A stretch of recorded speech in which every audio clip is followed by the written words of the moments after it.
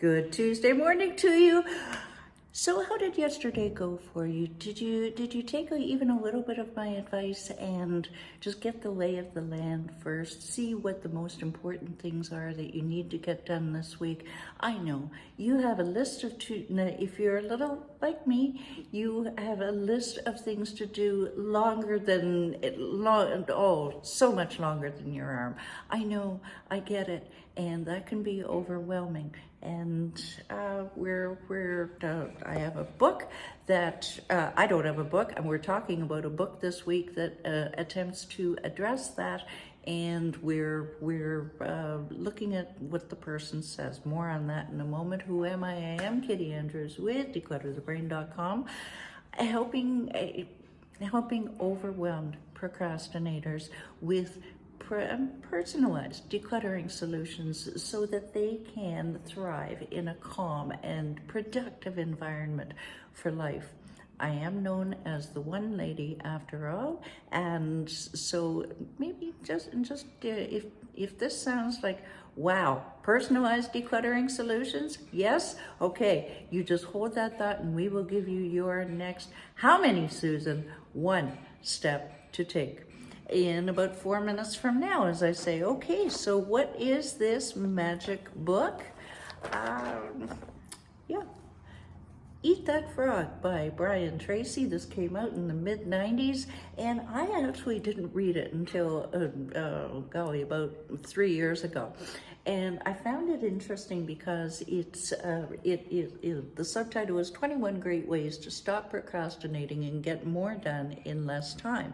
Sounds like it was written by an ADHDer. Yes, well, perhaps. However, he has some things in here that I'm not sure I agree with, so he has many good points, and I'm thinking, well, we can always tweak it to our individual needs and wants. Now, the basic premise in this book is that if you have to eat a frog to make your day's wage, get it done first thing. Make that a priority. If you have 2 frogs to eat the uglier one first. Rabbit.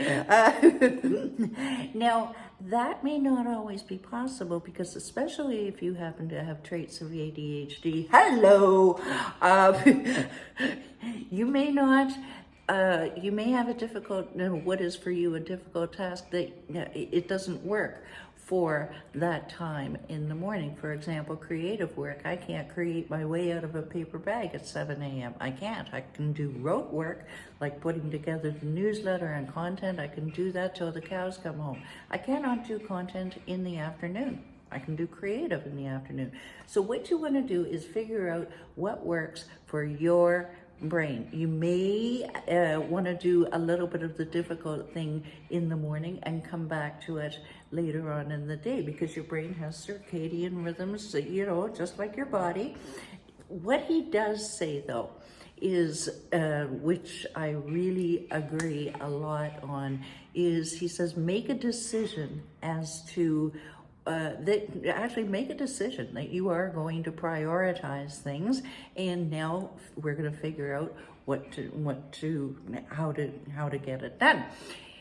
Write things down. Write everything down. I know it turns into a laundry list like this, but at least it's written down and it's not in that busy brain of yours.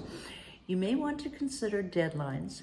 So some of these things will have deadlines, so you're going to want to attack those first. For example, I have a Father's Day article that's got to be done. Had a Father's Day article that had to be done, and okay, well, that's got to come first, kind of thing. Make that list of what you need to do to achieve these things. Do you need to if it's kitchen work, do you need to go to the grocery store to get those things, for example? Now, today we're talking about first things first, battling the overwhelm. Remember the 80-20 rule. I believe it's the Pomodoro principle.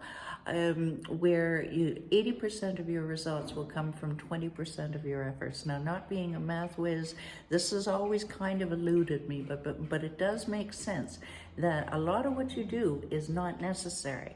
So focus on the things that do work, that get you the best, most results. For me, frankly, it's public speaking. It's doing these videos and direct reach outs. So I focus more on those. Remember, if you take nothing away from today's session, remember there will never be enough time to do everything you have to do.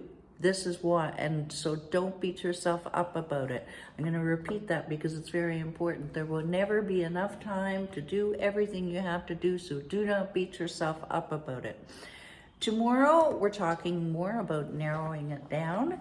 In the interim, download your 7 easy steps to conquer your physical and mental clutter, and while you're there, you know what to do. Go ahead, book that quick, no-cost call with me. I know you want to.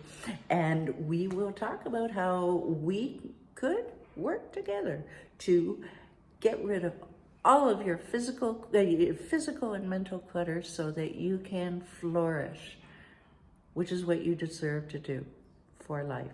Take care. Bye for now.